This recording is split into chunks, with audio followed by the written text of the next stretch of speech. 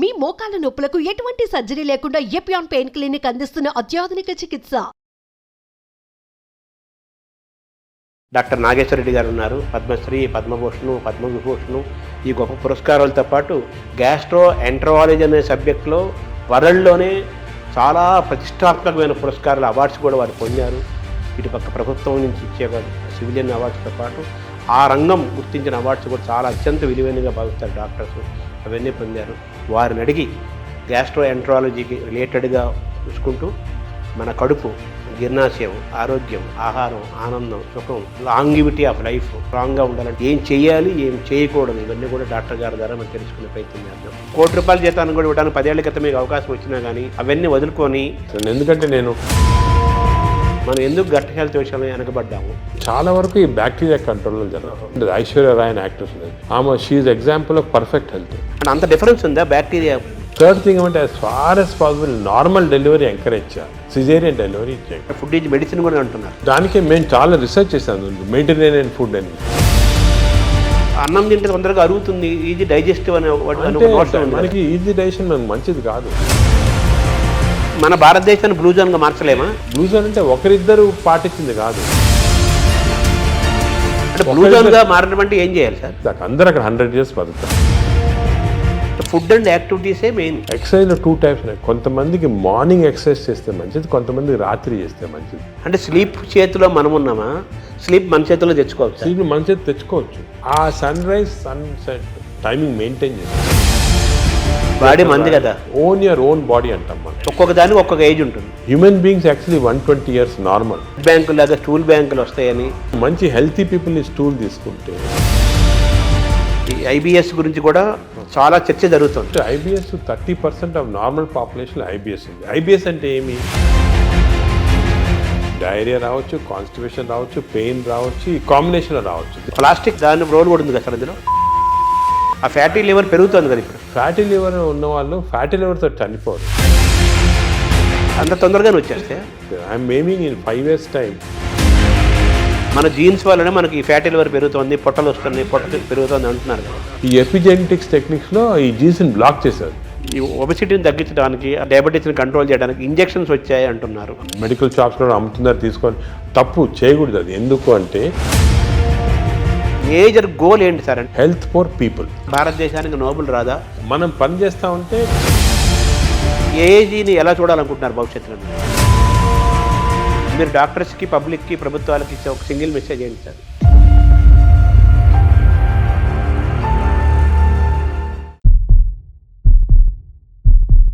నమస్కారం.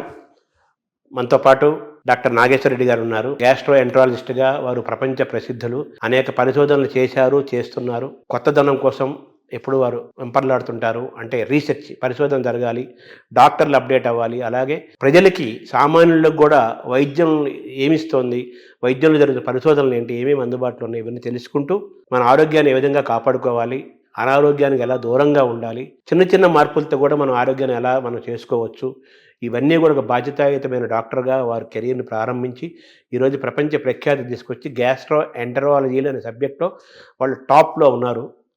నాగేశ్వర రెడ్డి గారు పద్మశ్రీ, పద్మభూషణ్, పద్మవిభూషణ్ ఈ గొప్ప పురస్కారాలతో పాటు గ్యాస్ట్రో ఎంట్రాలజీ అనే సబ్జెక్టులో వరల్డ్లోనే చాలా ప్రతిష్టాత్మకమైన పురస్కారాలు, అవార్డ్స్ కూడా వారు పొందారు. ఇటుపక్క ప్రభుత్వం నుంచి ఇచ్చే సివిలియన్ అవార్డ్స్తో పాటు ఆ రంగం గుర్తించిన అవార్డ్స్ కూడా చాలా అత్యంత విలువైనగా భావిస్తారు డాక్టర్స్. అవన్నీ పొందారు. వారిని అడిగి గ్యాస్ట్రో ఎంట్రాలజీకి రిలేటెడ్గా చూసుకుంటూ మన కడుపు, జీర్ణాశయం, ఆరోగ్యం, ఆహారం, ఆనందం, సుఖం, అలాగే లాంగివిటీ ఆఫ్ లైఫ్ స్ట్రాంగ్గా ఉండాలంటే ఏం చేయాలి, ఏం చేయాలి, ఏం చేయకూడదు, ఇవన్నీ కూడా డాక్టర్ గారి ద్వారా మనం తెలుసుకునే ప్రయత్నం చేద్దాం. నమస్కారం డాక్టర్ గారు. నమస్కారం శర్మ గారు. మామూలుగా మీరు ఆ వృత్తికి చాలా గొప్ప విలువని, గౌరవాన్ని తీసుకొచ్చారు. అదే అప్పుచ్చేవాడు వైద్యుడు అని మామూలుగా మనం చిన్నప్పుడు చదువుకునేవాళ్ళం.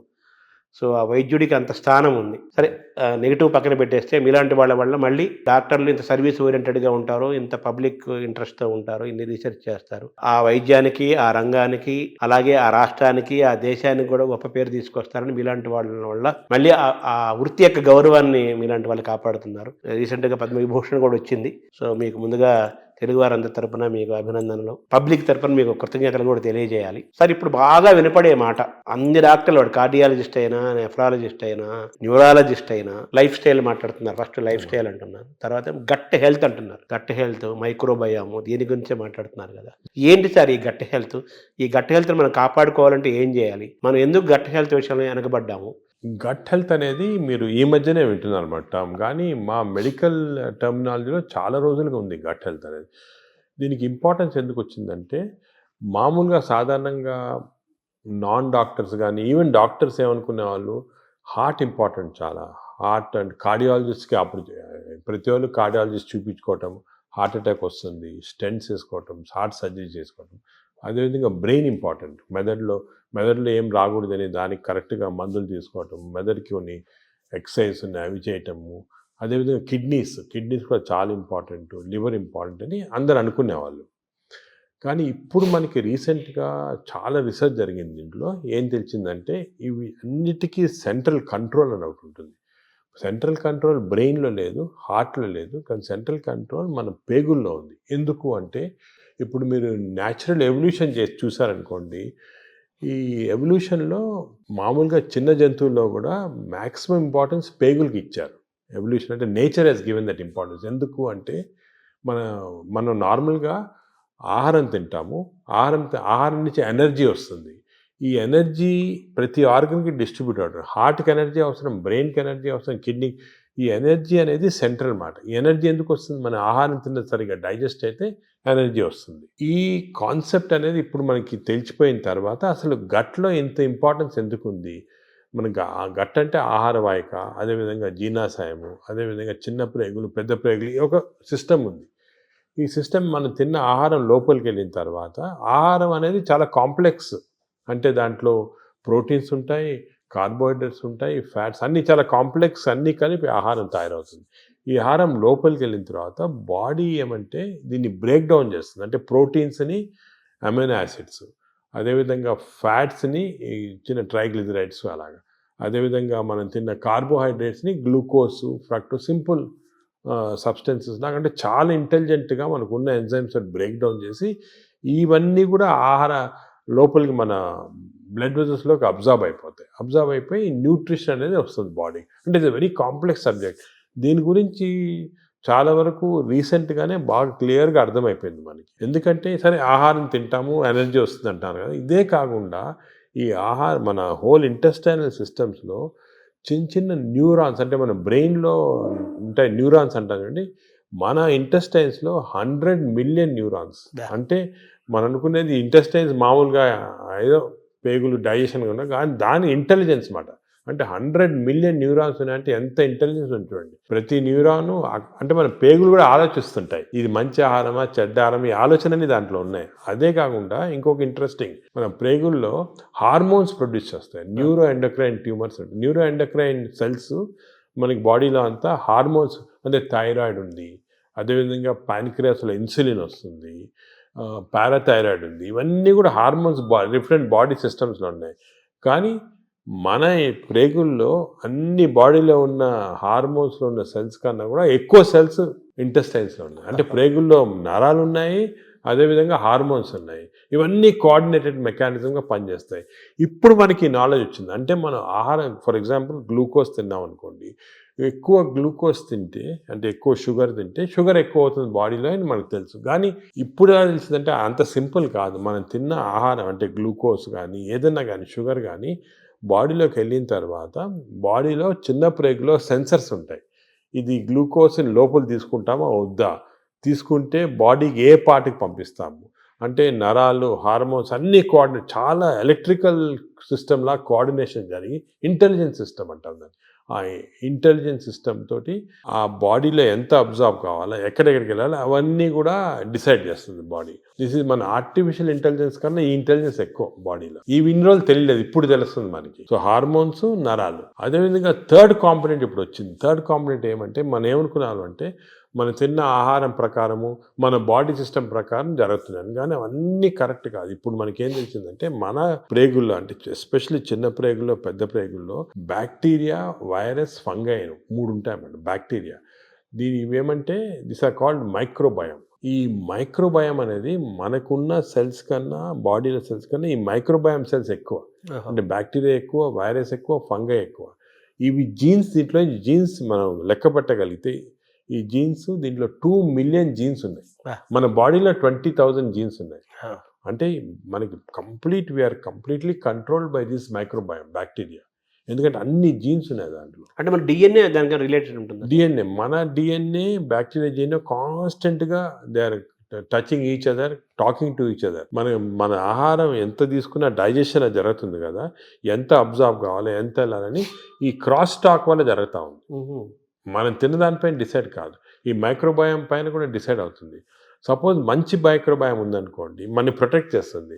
అరే ఈ బాడీని ప్రొటెక్ట్ చేయాలి, మనం ఈ బాడీలో ఉన్నాము, దీన్ని ప్రొటెక్ట్ చేయాలా అండ్ మంచి సబ్స్టెన్సెస్ అబ్జర్వ్ చేసి చెడ్డ సబ్స్టెన్సెస్ బయటికి పంపించేస్తుంది, మన మోషన్ ద్వారా వచ్చేస్తుంది. అదే చెడ్డ మైక్రోబయామ్ ఉన్నాయనుకోండి, అంటే ఇది ఎలాగంటే ఎగ్జాంపుల్, ఒక దేశంలో ప్రజలు ఉంటారు, మంచి ప్రజలు ఉంటారు, చెడ్డ ప్రజలు ఉంటారు. మంచి ప్రజలు ఈ దేశానికి ఏమైనా చేయాలా, అవి చేయాలా అని ఆలోచిస్తూ ఉంటారు.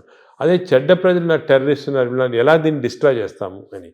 మన బ్యాక్టీరియా కూడా బాడీలో అలాగే, మంచి ప్రజలు చెడ్డ ప్రజలు ఉన్నట్టు మంచి బ్యాక్టీరియా చెడ్డ bacteria, good bacteria bad bacteria. ఈ బ్యాడ్ బ్యాక్టీరియా ఎప్పుడు ఇలా బాడీని ఎలా డిస్ట్రాయ్ చేస్తాము, ఈ బాడీలో షుగర్ ఎలా ప్రొడ్యూస్ చేస్తాము, ఈ బాడీకి హార్ట్ ఎలాగ చెడిపేస్తాము, ఈ బాడీకి బ్రెయిన్ ఎలా చెడిపేస్తాము, కాన్స్టెంట్గా ఉంటాయి. So there is a constant big battle మన ప్రేగుల్లో.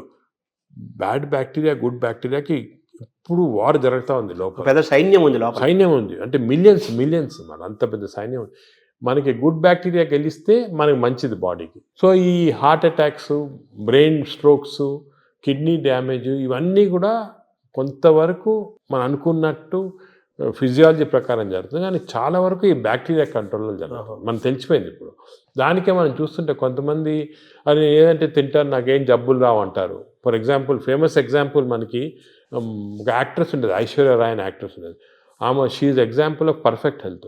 అందరూ అడిగేవాళ్ళు, మీరు ఏం చేస్తారు, ఎక్సర్సైజ్ ఏం తింటారు? ఆమె ఏం లేదండి, ఏం చేయటం లేదు, మన న్యాచురల్ బాడీ. అప్పుడు ఊరికనే అందరు ఎలాగ natural, this is a natural. అంటే మన మంచి బ్యాక్టీరియా ఉంటే బాడీ గ్లో వస్తుంది, స్కిన్ గ్లో వస్తుంది, అదేవిధంగా షుగర్ కంట్రోల్లో ఉంటుంది. సో ఇది ఫండమెంటల్గా ఇది తెలిసిపోయింది ఇప్పుడు మనకి. సో మోస్ట్ ఇంపార్టెంట్ ఇప్పుడు ప్రజలు అడిగేది ఏమంటే how to have good bacteria, how to avoid bad bacteria. ఇది అనేది ఫండమెంటల్ క్వశ్చన్ వచ్చింది మనకి. దీని గురించి చాలా రీసెర్చ్ జరుగుతుంది. ఇంకో ఫండమెంటల్ క్వశ్చన్ మా వాళ్ళు చాలామంది నన్ను అడుగుతుంటారు, అది ఇన్ని సంవత్సరాలుగా మనం చూస్తున్నాం కదా, ఇది ఎందుకు తెలియదు, ఈ నాలెడ్జ్ ఎందుకు లేదు? ఈ బ్యాక్టీరియా గురించి ఇప్పుడే 2-3 సంవత్సరాలుగా మాట్లాడుతున్నారు అందరు, మీరు కూడా 2-3 సంవత్సరాలుగా ఎందుకు తెలియలేదంటే, ఈ బ్యాక్టీరియా అనేది లోపల ఉంటాయి కదా, దీన్ని తీసి కల్చర్ చేసి స్టడీ చేసే టెక్నిక్స్ మన దగ్గర లేవు ఇన్ని రోజులు. గత 3-4 సంవత్సరాలుగా మెటాజీనోమిక్స్ అని కొత్త టెక్నాలజీ వచ్చింది. అంటే ఈ బ్యాక్టీరియా తీసి మనం జీనోమిక్ స్టడీస్ చేసి ఏ బ్యాక్టీరియా ఎన్ని ఉన్నాయి అవన్నీ కూడా జస్ట్ 2-3 ఇయర్స్గానే నాలెడ్జ్ వచ్చింది. దానివల్ల మనకు అంతా ఇప్పుడు తెలిసింది. That's why are so excited about this knowledge. ఎందుకంటే ఈ కొత్త నాలెడ్జ్ ఇప్పుడు వచ్చింది కదా, ఇవన్నీ క్లారిఫై అయిపోతున్నాయి పాయింట్స్. మెటాజీనోమిక్స్ మేము మా హాస్పిటల్లో పెద్ద ల్యాబ్స్ పెట్టాము, మెటబాలోమిక్స్, దాని తర్వాత మెటాజీనోమిక్స్, మైక్రోబయామ్ ల్యాబ్ అని స్టార్ట్ చేసి ఇవన్నీ స్టడీ చేస్తున్నాం. అంటే ఈ మైక్రోబయామ్స్ ఉన్నాయి కదా, అవి కూడా దే ఆర్ ప్రొడ్యూసింగ్ సబ్స్టెన్సెస్, ఈ అన్ని మెటబోలైట్స్ అంటారు. దాని స్టడీ కదా మెటబాలామిక్స్. మేము we're started a mass spectroscopy అని ఒక పెద్ద ఇన్స్ట్రుమెంట్, అది తీసుకొని స్టడీ చేస్తున్నాం ఏ బ్యాక్టీరియా ఏది ప్రొడ్యూస్ చేస్తుంది మన బాడీలో. For example, there is a chemical called TMAO. ఈ TMAO ప్రొడ్యూస్ చేసే బ్యాక్టీరియా ఎక్కువైతే ఆ ఎక్కువ సబ్స్టెన్స్ వెళ్ళి హార్ట్ అటాక్స్ ఇస్తుంది. So heart attack is not because of any clogging and all, is because of TMAO. So ఈ బ్యాక్టీరియా ఎలిమినేట్ చేస్తే మనకి ఛాన్స్ తగ్గిపోతుంది హార్ట్ అటాక్. అదేవిధంగా బ్రెయిన్లో 2 సబ్స్టెన్సెస్ చాలా ఇంపార్టెంట్, డోపమిన్ అండ్ సెరటోనిన్.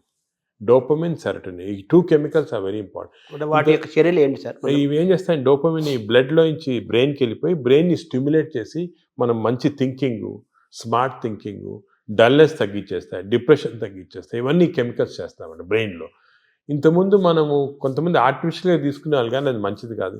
ఇంతకుముందు ఏమనుకున్నాం అంటే ఫుడ్, ఫర్ ఎగ్జాంపుల్ ఆల్మండ్స్ తింటే మంచిది, దాంట్లో సెరటోనిన్ ఇంక్రీజ్ అవుతాయని అనుకునేవాళ్ళు. కానీ ఈ ఫుడ్ డైరెక్ట్గా దానివల్ల కాదు.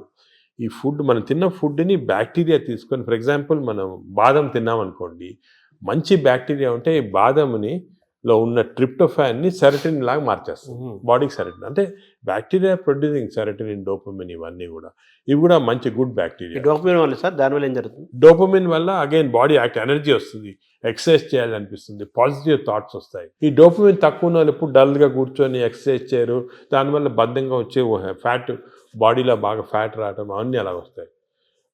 ఈ స్లీప్లెస్నెస్ అవన్నీ కూడా బ్యాక్టీరియాకి సంబంధించి.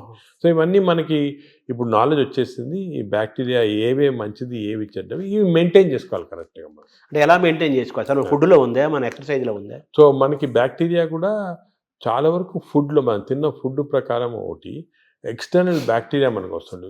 ఇది 3 ఇంపార్టెంట్ రీజన్స్ మనకు తెలియాలి, ప్రజలు కూడా తెలియాలి. ఏమంటే మనకి ఒరిజినల్గా పుట్టుకతోటే బ్యాక్టీరియా వస్తాయి బాడీలో, ఆహారం నుంచి. న్యూ బార్న్ ఆహారం తింది కదా, ఆహారం లేకుండా పుట్టుకతోనే వచ్చేస్తుంది. పుట్టుకతో ఎలాగంటే మదర్ నుంచి డెలివరీలో వచ్చేస్తుంది బ్యాక్టీరియా. అంటే మన తొలి జీవే బ్యాక్టీరియా అని చెప్పచ్చా?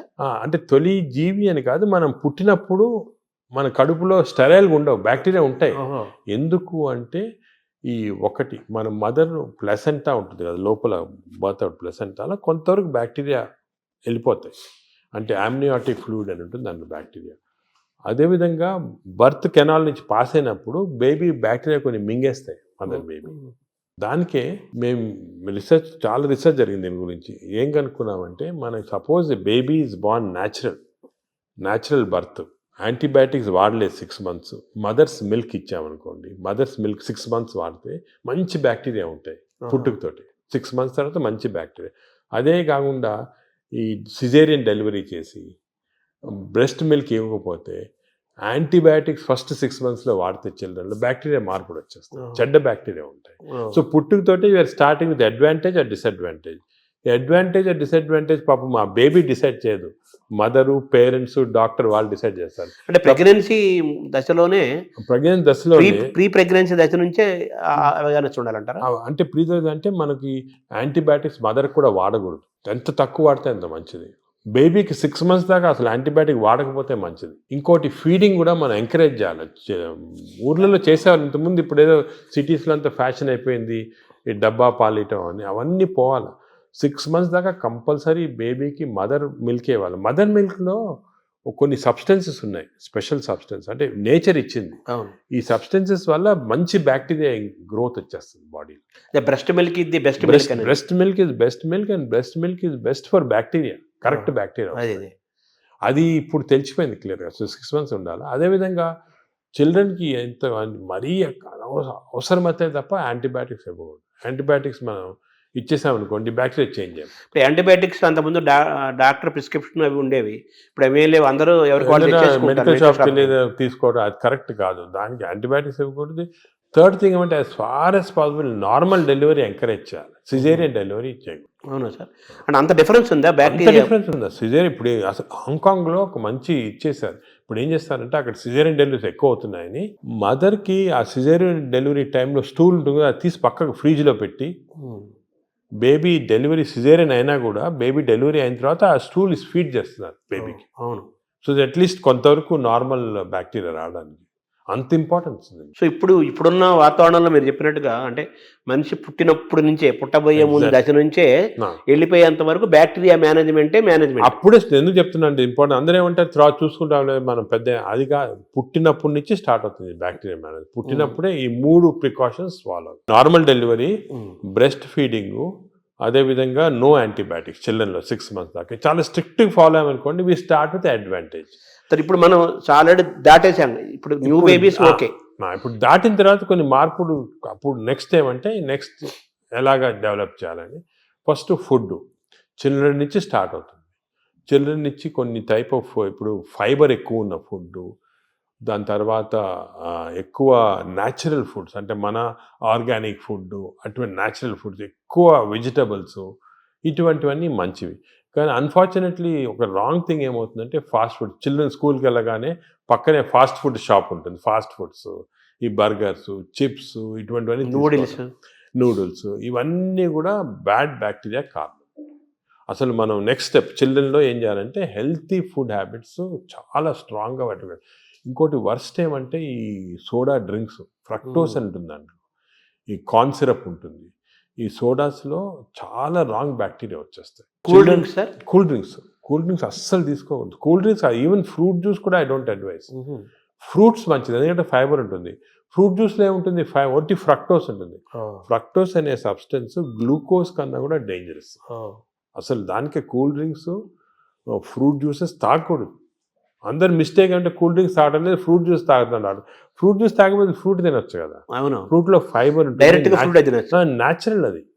మీకు ఫ్రూట్ జ్యూస్లో ఫ్రక్టోస్ వచ్చి బాడీకి మంచిది కాదు ఫ్రక్టోస్. సో అది we should avoid completely. So children next step, baby నుంచి చిల్డ్రన్లో ఏమంటే we should advise them healthy foods. ఈ మిడ్ డే మీల్స్ కూడా స్కూల్లో పెడతారు, అవి కూడా ఒకటేమంటే ఈ ఫాస్ట్ ఫుడ్స్ అవాయిడ్ చేయాలి. Second, hygiene important. ఇప్పుడు ఏమంటే ఈ మిడ్ డే మీల్స్ కుకింగ్లో మనం చూస్తుంటాం, చాలా బ్యాడ్ హైజీన్ వల్ల బ్యాడ్ బ్యాక్టీరియా వస్తుంది. అది కూడా కొంచెం కంట్రోల్ చేయాలి.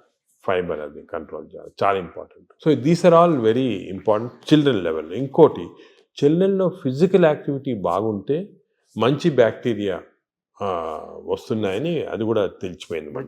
యాక్టివిటీ సెల్ ఫోన్కి అటాచ్ అయిపోతున్నారు అంతే. అది తప్పది. సో చిల్డ్రన్లో ఫిజికల్ యాక్టివిటీ వల్ల కూడా బ్యాక్టీరియా చేంజ్ అవుతున్నాయి. So we have to encourage sports, physical activity.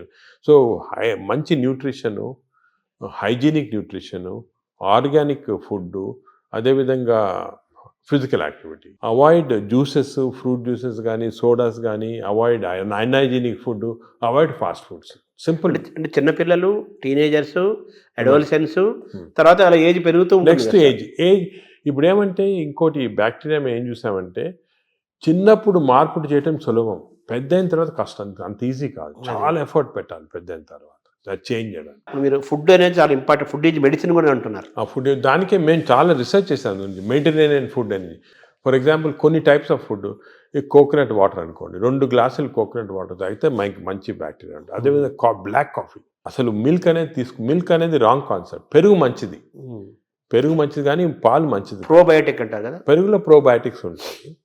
Probiotics general, పాలు మంచిది కాదు. ఎందుకంటే మనం వేరే స్పీసీస్ పాలు తాగుతున్నాం. మదర్ మిల్క్ మంచిది బేబీకి. అవును, 6 months అయిన తర్వాత వేరే స్పీసీస్ పాలు మంచిది కాదు. ఎందుకంటే పాలు, ఒక స్పీసీస్లో పాలు is meant only for that species. ఇప్పుడు ఆవు పాలు అనుకోండి, ఆవు పాలు అంటే దూడకు మంచిది, అది గ్రోత్కి మంచిది, చాలా ఎక్స్పోనెన్షియల్ గ్రోత్ అవుతుంది బేబీ. కాఫీ మంచిది కానీ వేరే మనం తాగటం మంచిది. అంటే మన వాళ్ళు ఆయుర్వేదం కూడా మనం సెకండ్ మాట్లాడుకుంటే వాళ్ళు ఏమంటారంటే ఆవు నెయ్యి, ఆవు పాలు, ఆవు ద్వారా వచ్చేదంతా కూడా మనకు మంచిది, బ్రెయిన్. ఆవు పాలు కాదు, ఆవు గీ పర్వాలేదు కానీ ఆవు పాలు మనకి కర్డ్స్ ఫామ్లో, అటువంటి ఫామ్లో మంచిగా. యాక్చువల్ మిల్క్ తీసుకుంటే దట్ ఆవు పాలు మెంట్ ఓన్లీ ఫర్ కాఫ్, అంటే వాళ్ళ పిల్లలకి అంతే. మనం వేరే స్పీసీస్ పాలు దాటం కరెక్ట్ కాదు, అది నేచర్ అగైన్స్ట్.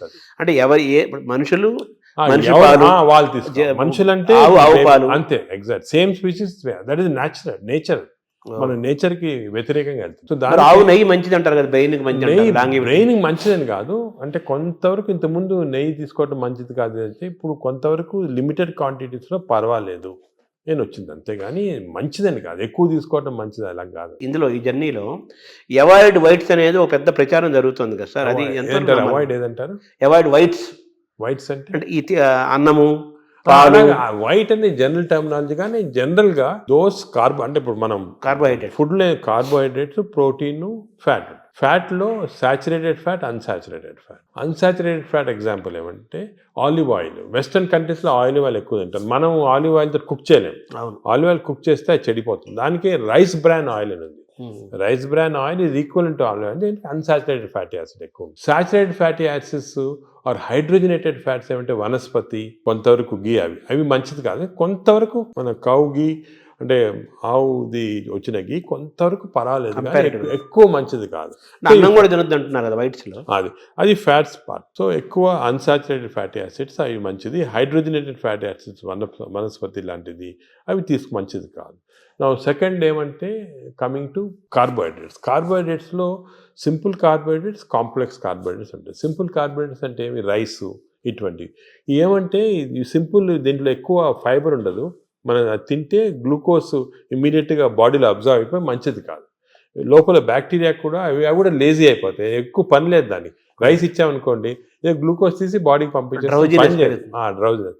వేరే సేమ్ కాంప్లెక్స్ కార్బోహైడ్రేట్స్ మిల్లెట్స్ ఉంటాయి. ఎగ్జాంపుల్ మిల్లెట్స్ అనుకోండి, దాంట్లో చాలా ఫైబర్ ఉంటుంది, గ్లూకోజ్ ఆ ఫైబర్ మధ్యలో ఉంటుంది, దాన్ని ఎక్స్ట్రాక్ట్ చేయాలంటే అంత ఈజీ కాదు, బ్యాక్టీరియా కూడా కొంచెం పనిచేయాలి దానికి. అంటే ఒకప్పుడు మనం రాగులు, సజ్జలు, మంచి ఆరికలు, కొర్రలు, రాగులు కానీ మంచిది, ఈ సొరగము అవన్నీ కూడా అంటే మిల్లెట్స్ ఆర్ వెరీ గుడ్. ఇవి మనం రియలైజింగ్ నా ఎక్కువ మిల్లెట్స్ తింటే మంచిది అది. సో దీస్ కార్బోహైడ్రేట్స్లో మిల్లెట్స్ ఎక్కువ కాన్సన్ట్రేట్ చేసేసి polished, especially polished rice avoid చేయాలి. అంటే మామూలుగా అన్నము కంపారిటివ్గా అన్నం తింటే తొందరగా అరుగుతుంది, ఈజీ డైజెస్టివ్ అనే మనకి ఈజీ డైజెషన్ మనకు మంచిది కాదు. మనకి ఈజీ డైజెషన్ అంటే పేషెంట్స్కి బాగా వీక్ ఉన్న వాళ్ళకి అవసరం, కానీ మనకి normal human being complex digestion మంచిది. ఎందుకంటే కాంప్లెక్స్ డైజెషన్లో ఫైబర్, దీన్ని గ్లైసిమిక్ ఇండెక్స్ అంటారు, ఒక టర్మినాలజీ పబ్లిక్ కూడా తెలియాలి. గ్లైసిమిక్ ఇండెక్స్ అంటే ఏమంటే మన ఆహారం తిన్నామంటే మన బ్లడ్ షుగర్ లెవెల్ ఎంత ఇంక్రీజ్ అవుతుంది. సో గ్లైసిమిక్ ఇండెక్స్ ఒక ఫుడ్ ఎక్కువ ఉంది అంటే డైజెషన్ కావచ్చు, కానీ ఆ గ్లైసిమిక్ ఇండెక్స్ ఎక్కువ కావటం వల్ల గ్లూకోజ్ ఎక్కువే మంచిది కాదు బాడీకి. సో రైస్కి, షుగర్కి మ్యాక్సిమం గ్లైసిమిక్ ఇండెక్స్, ఎందుకంటే షుగర్ తినడానికి ఇమీడియట్ గ్లూకోజ్ ఎక్కువ అవుతుంది, రైస్ తినడానికి కొంతవరకు అవుతుంది. కానీ కాంప్లెక్స్ కార్బోహైడ్రేట్స్ మిల్లెట్స్ అయితే గ్లైసిమిక్ ఇండెక్స్ తక్కువ. కొన్ని ఉన్నాయి బీన్స్, మన చిక్కుడుకాయ, ఇది కిడ్నీ బీన్స్ అంటారు అవి, అవన్నీ రాజ్మా, ఇవన్నీ గ్లైసిమిక్ ఇండెక్స్ తక్కువ. అవి కూడా కార్బోహైడ్రేట్స్, గ్లైసిమిక్ ఇండెక్స్ తక్కువ. అంటే అవి తింటే దాంట్లో ఫైబర్ నుంచి గ్లూకోజ్ బయటికి లాగాల, బ్యాక్టీరియా పనిచేయాలి, అన్ని చేసి స్లోగా గ్లూకోజ్ ఇంక్రీజ్ అవుతుంది. సో దట్ ఈస్ నాట్, అది మంచిది. లో గ్లైసిమిక్ ఇండెక్స్ అంటే మంచిది. సో ఇది కార్బోహైడ్రేట్స్. సో అరుగుదల రైస్ తింటే మంచిది అరగటం అనేది మంచిది కాదు, తొందరగా అరగకూడదు, డిలేగా. థర్డ్ ఆస్పెక్ట్ ప్రోటీన్లో మనకి యానిమల్ ప్రోటీన్, వెజిటబుల్ ప్రోటీన్ అంటే ఈ స్ప్రౌట్స్, దాల్స్, ఇవన్నీ వెజిటబుల్ ప్రోటీన్. యానిమల్ ప్రోటీన్లో కొన్ని మంచి ఉంది, చెడు ఉంది. Animal protein high quality protein, for example eggs అనుకోండి, మంచిది యానిమల్ ప్రోటీన్. అదేవిధంగా కొంతవరకు ఫిష్ మంచి ప్రోటీన్, అంటే దాంట్లో ఎక్కువ ఫ్యాట్ లేదు. కానీ ఇప్పుడు రెడ్ మీట్ అనుకోండి, దాంట్లో సాచురేటెడ్ ఫ్యాట్ ఎక్కువ, అది మంచిది కాదు. అసలు రెడ్ మీట్ అనేది తినకూడదు అసలు. ఈ రెడ్ మీట్ వల్ల మనకి బాడీ హార్మ్ కాకుండా ఈ బాడీలో క్యాన్సర్స్ రావటము, కోలన్ క్యాన్సర్స్ వెస్టర్న్ కంట్రీలో చాలా ఎక్కువ పాలిప్స్ రెడ్ మీట్ వల్ల. So red meat complete avoid చేస్తేనే బెటర్. సో ఇవి కొన్ని జనరల్ ప్రిన్సిపల్స్ మాట. దీంట్లో స్పెసిఫిక్గా మేము ఈచ్ పేషెంట్కి అడ్వైస్ చేస్తుంటాం. ఎందుకంటే ఇవి ఇంపార్టెన్స్ ఎందుకు వచ్చిందంటే వాటికంటే మన ప్రపంచంలో 5 బ్లూ జోన్స్ అని ఉన్నాయి. బ్లూ జోన్స్ అంటారు, బ్లూ జోన్స్. ఈ 5 బ్లూ జోన్స్లో ఫర్ ఎగ్జాంపుల్ సార్డినియా అని ఇటలీలో ఉంది, అదేవిధంగా లైమలోండా అని చిన్న అంటే ఒక్కనవా అని జపాన్లో ఉంది. ఈ 5 బ్లూ జోన్స్లో ఏమంటే people are living for very long period. ఈ బ్లూ జోన్స్, అవి బ్లూ జోన్స్ అంటారు. అంటే కొన్ని వరల్డ్లో 5 బ్లూ జోన్స్లో people are living mainly 100 years దాకా. అందరు అక్కడ 100 years బతుకుతారు. లాంగివిటీ ఒకటి, హెల్తీగా ఉంటారు అందరు. డయాబెటీస్ తక్కువ, హైపర్ టెన్షన్ తక్కువ, హార్ట్ డిసీజ్. ఎందుకు అని చాలామంది రీసెర్చ్ చేసి చూస్తే మెయిన్గా వాళ్ళ 2 diet habits, second physical activity. They are all very active physically. 100 years అయినా కూడా వాడు వాక్స్కి వెళ్తుంటారు, అది చేస్తారు, గార్డెనింగ్ చేస్తారు, సైకిల్తో కూడా వెళ్ళిపోతారు. మెంటలీ బాగా యాక్టివ్ ఉంటారు. డయట్ వాళ్ళది మెడిటరేనియన్ డయట్ అని ఎక్కువ తింటారు. ఇది మెడిటరేనియన్ అంటే olive oil, nuts, vegetables, fresh fruits, fish. Food and యాక్టివిటీసే మెయిన్. ఫుడ్ ఇటువంటి ఫుడ్ అంటే మన బాడీకి ఎక్కువ స్ట్రెయిన్ లేకుండా మంచి ఫుడ్. ఇవి మేము యాక్చువల్లీ మా దాంట్లో రీసెర్చ్ చేసి ఇటువంటి ఫుడ్ ఆలివ్ ఆయిల్ మనం తినలేము. దెన్ ఇవి కన్వర్టెడ్ ఇటు ఇండో మెడిటరేనియన్ డయట్. మా వెబ్సైట్లో దొరుకుతుంది, మీకు 400 రెసిపీస్ ఉన్నాయి. అంటే మెడిటరేనియన్ దోశ ఎలా చేయాలా, మెడిటరేనియన్ ఇడ్లీ ఎలా ఉంటుంది, వేరేగా ఉంటుంది మన దాంట్లో. మన ఇడ్లీ అనుకోండి రిఫైన్డ్ కార్బోహైడ్రేట్, అది తింటే గ్లూకోజ్ తక్కువ ఇంక్రీజ్ మంచిదిగా. మెడిటరేనియన్ ఇడ్లీ తింటే అలా కాదు, స్లోగా డైజెస్ట్ అయ్యి బాడీకి మంచిది. సో ఏమంటే అంటే మామూలుగా అందరికి ఉన్న నోషన్ ఏంటంటే తొందరగా అరిగేది మంచి ఫుడ్ అని, తర్వాత మన బాడీ చాలా బాగా పనిచేస్తుంది అని ఫీలింగ్ లో ఉంటారు. తప్పు అదే ఐ వాంట్ యూనోటి. అసలు అరుగుదల స్లోగా అరిగేది మంచిది. Body has to work for digestion. బాడీలో స్లోగా గ్లూకోజ్ రావాలా.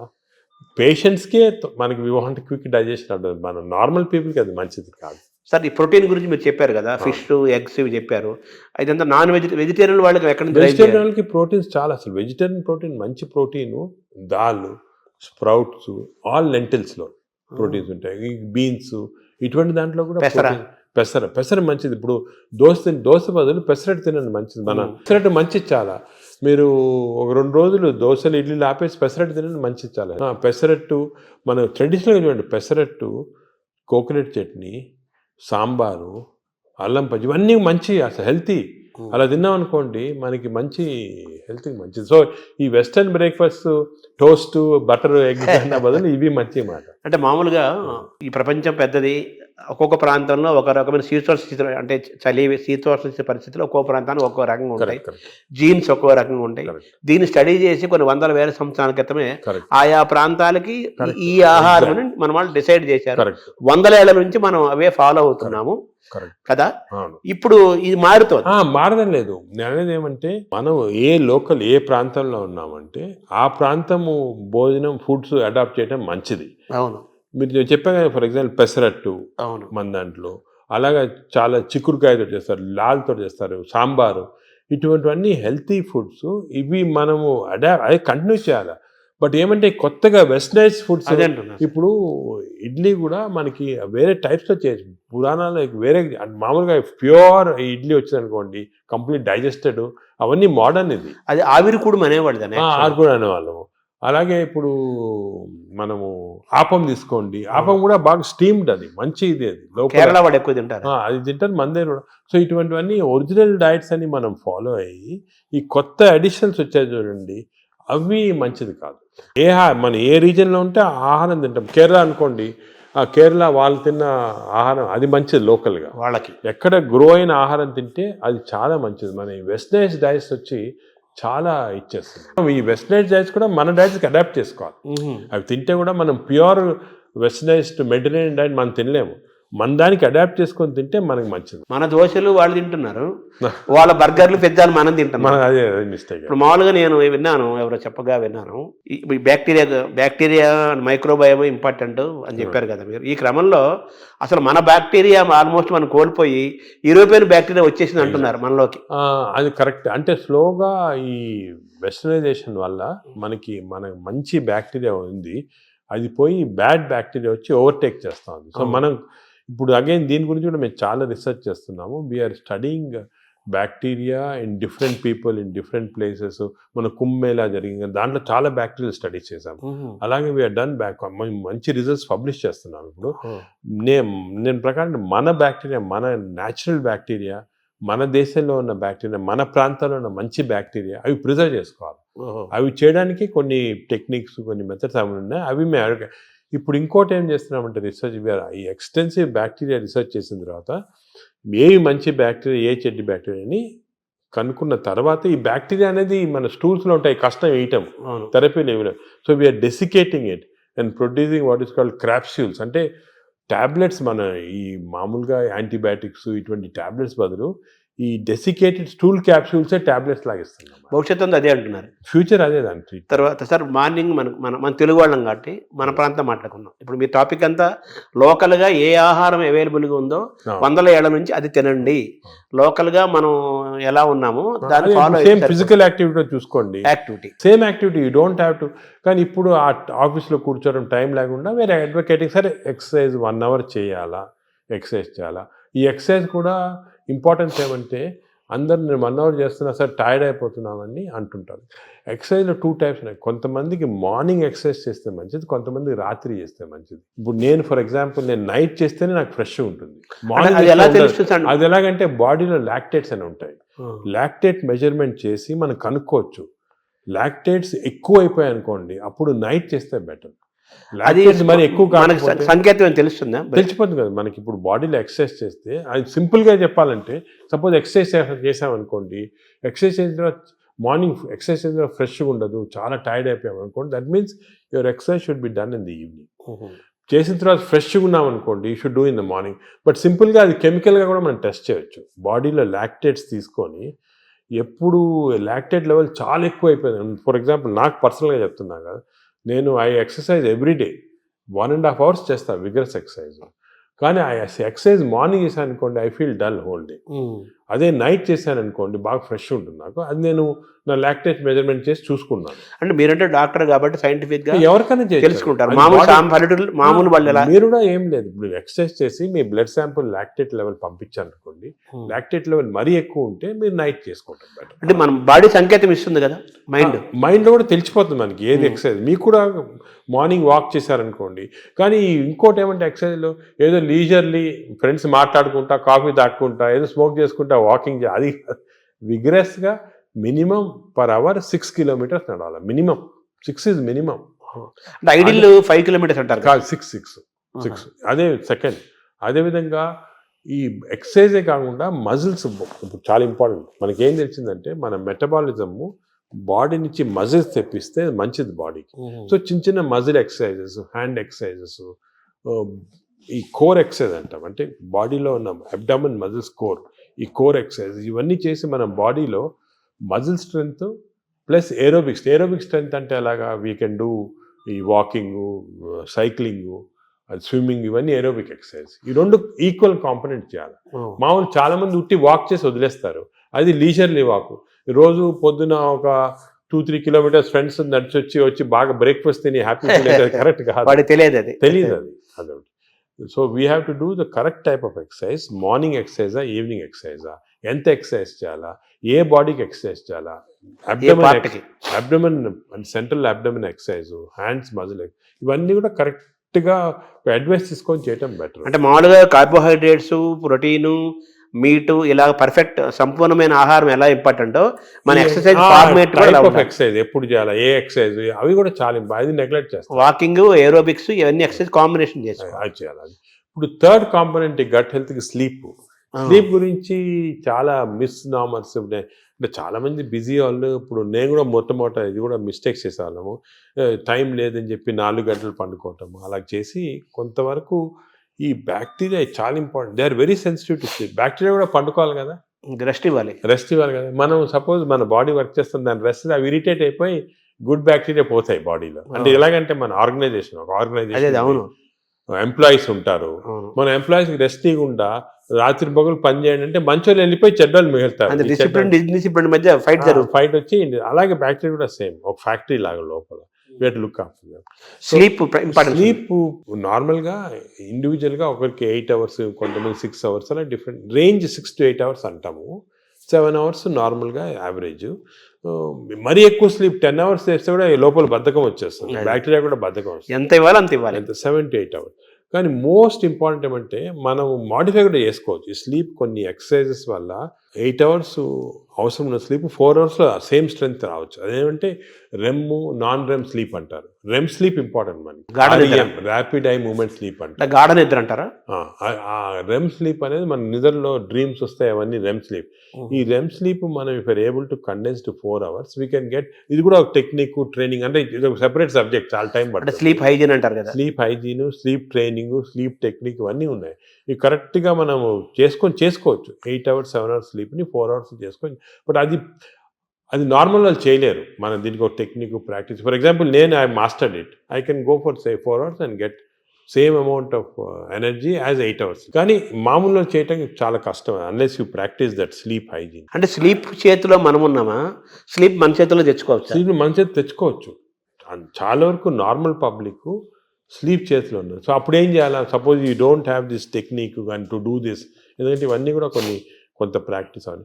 లేదంటే మోస్ట్ ఇంపార్టెంట్ ప్రిన్సిపల్ ఏమంటే మీరు స్లీపింగ్ బిట్వీన్ 10 to 4, అంటే 6 hours ఉందనుకోండి, 10 to 4 చేయండి, లేకపోతే 10 to 6 చేయండి.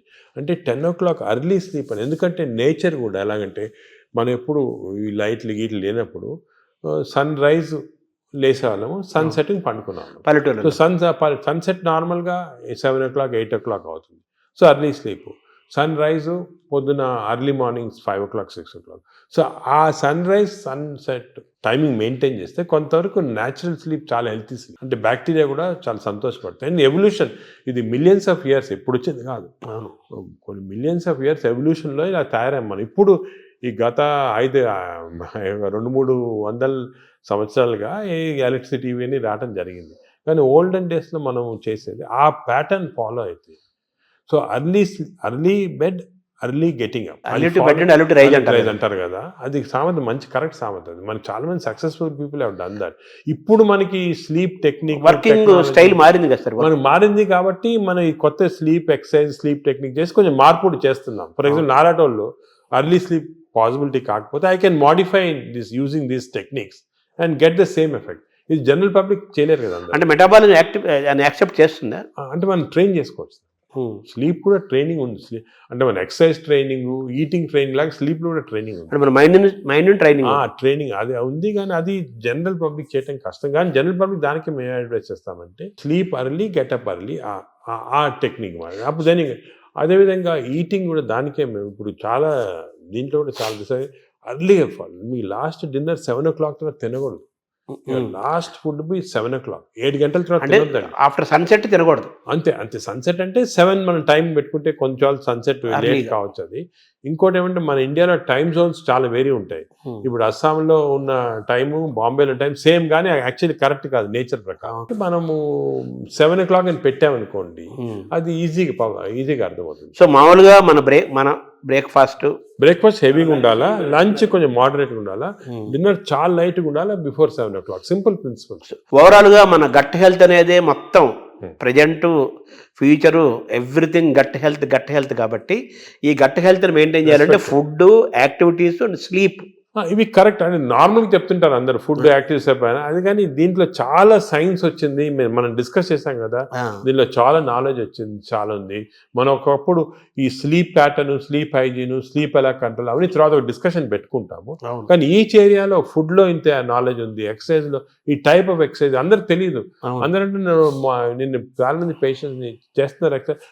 మా పొద్దున్న పూట మేము ఫ్రెండ్స్ అందరం వాకింగ్ చేస్తాం సార్, 2-3 kilometers కబుర్లు చెప్పుకొని, సెల్ ఫోన్ మాట్లాడుకుంటాం.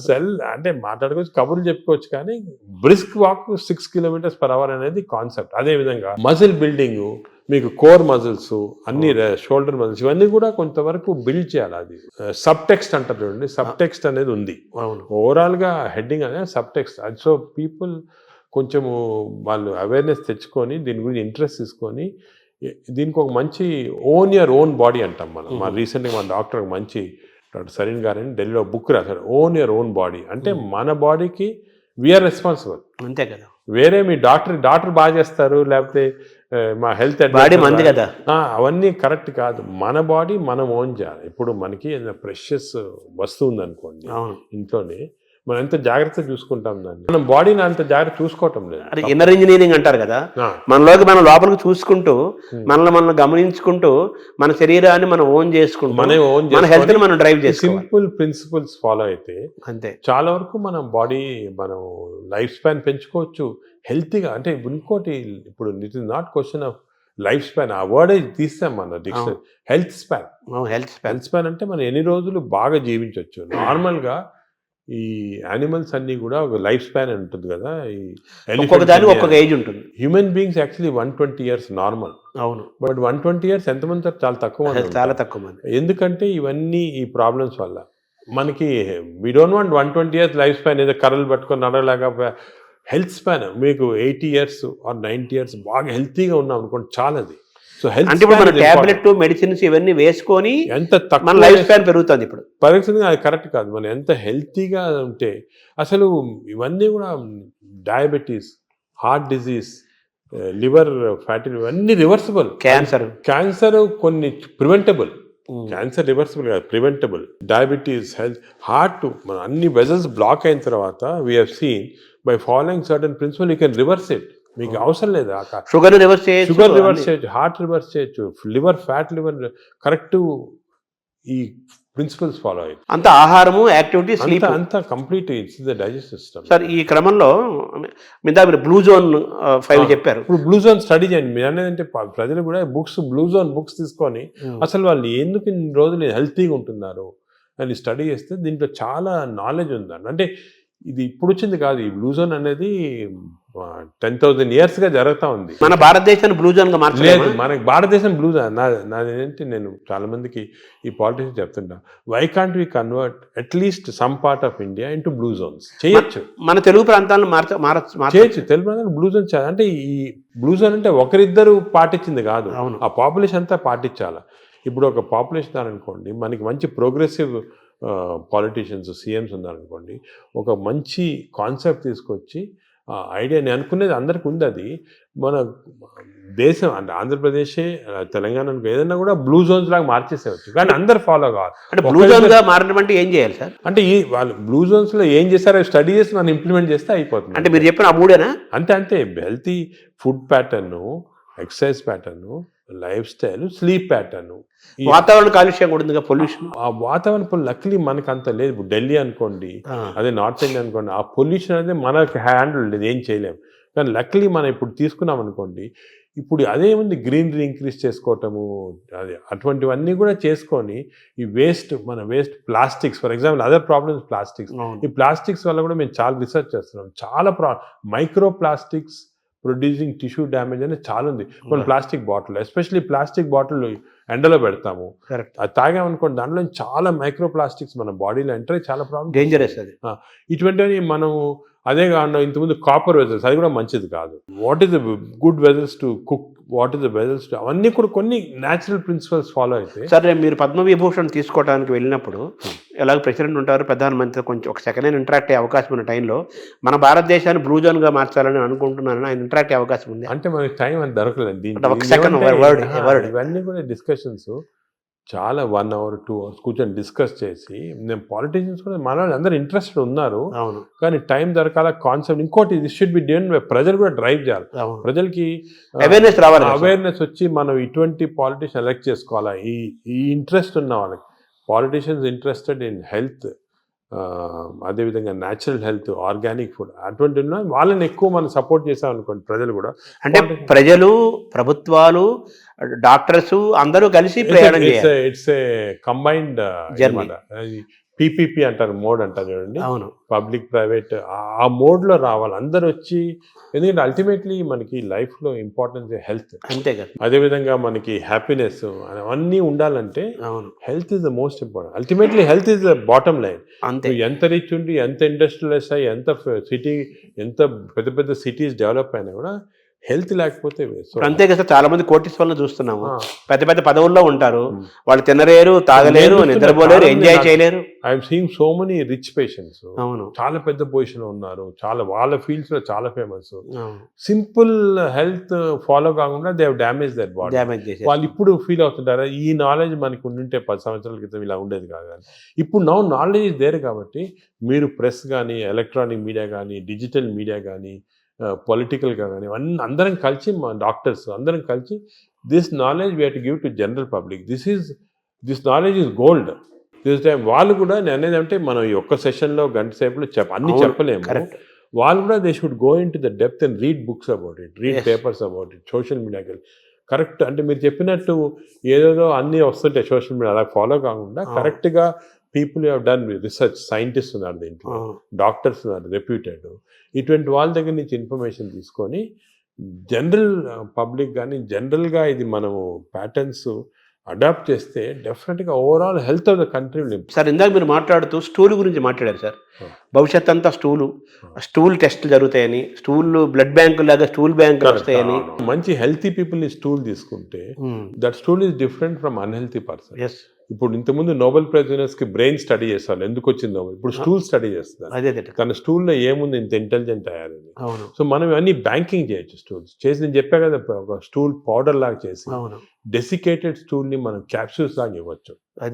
The future treatment is going to be that. Stool banks, stool desiccated stool capsules, ఇవి దీంతో ట్రీట్మెంట్ స్టార్ట్ చేస్తాం. స్టూల్ అనేది రేపు చాలా అత్యంత విలువైన, ఖరీదైన వస్తువు అవుతున్నట్టు కదా. గోల్డ్ అంటారు, న్యూ గోల్డ్. ఇంతకుముందు ఆయిల్ అంటే గోల్డ్ అనేవాడు, ఇప్పుడు స్టూల్ ఈజ్ బికమింగ్ గోల్డ్ అన్నమాట. అంటే మైక్రోబయామ్స్ అంటారు. ఈ మైక్రోబయామ్ నాలెడ్జ్ ఇప్పుడు ఈవెన్ యానిమల్స్, ఇప్పుడు కొన్ని ఫారెస్ట్లో కలెక్ట్ చేస్తున్నారు, ఆఫ్రికన్ ఫారెస్ట్ అంతా, ఎలిఫెంట్ స్టూల్ ఎలా ఎందుకు డిఫరెంట్ ఉంది వీళ్ళది.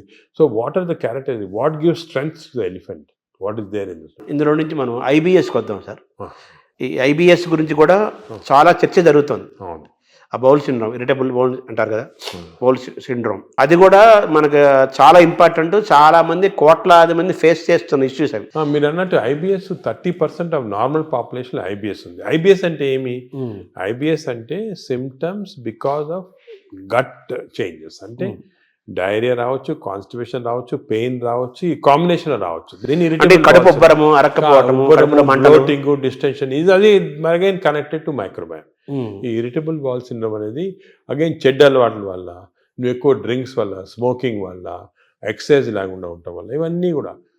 ఇప్పుడు రీసెంట్గా మన రీసెర్చ్ ఏమంటే ఈ కెమికల్స్, ఇంటెస్టైన్స్లో కెమికల్స్ చాలా ఉన్నాయి. చెప్పే కదా సెరోటోనిన్, డోపమైన్, ఈ కెమికల్ ఇంబ్యాలెన్స్ వల్ల ఇంటెస్టైన్లో కూడా ఐబిఎస్ వస్తుంది. ప్లాస్టిక్ దాని రోల్ కూడా ఉంది కదా సార్ అందులో. ప్లాస్టిక్స్ చాలా పెద్ద రోల్ ఉంది. Microplastics are very danger. ఇది కూడా మన government has to take very serious. Plastics ban చేయటము, అదే కూడా విధంగా ఏ ఏరియాలో ఇప్పుడు ఈ ప్లాస్టిక్స్ అనేది పెద్ద ఇండస్ట్రీ. దీన్ని చేంజ్ చేయాలంటే చాలా డిఫికల్ట్.